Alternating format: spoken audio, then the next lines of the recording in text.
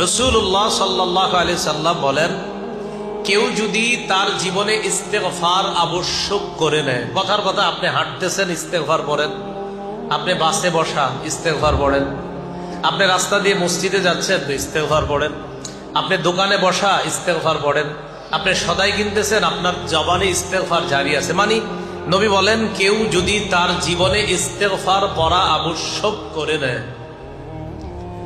জাআলাল্লাহু মিন কুল্লি দীকিন মাখরাজা, আল্লাহ পাক রব্বুল আলামিন সমস্ত সংকীর্ণতা থেকে তাকে বের হওয়ার রাস্তা বের করে দিবেন। সমস্ত সংকীর্ণতা থেকে উদ্ধারের রাস্তা আল্লাহ তাকে দেখায় দিবেন। ওয়া মিন কুল্লি হাম্মিন ফারাজা।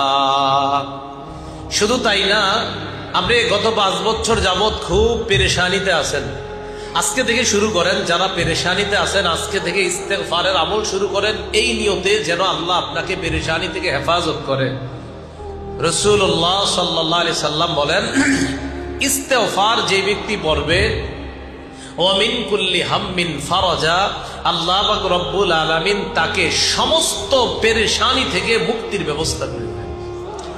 দেখেন, নবীজির এই কথাটা শুধু সুবহানাল্লাহ বলে সীমাবদ্ধ রাখবেন না, এটা বিশ্বাস করবেন যে আমার নবী বলছেন আস্তাগফিরুল্লাহ পড়লে পেরেশানি দূর হয়।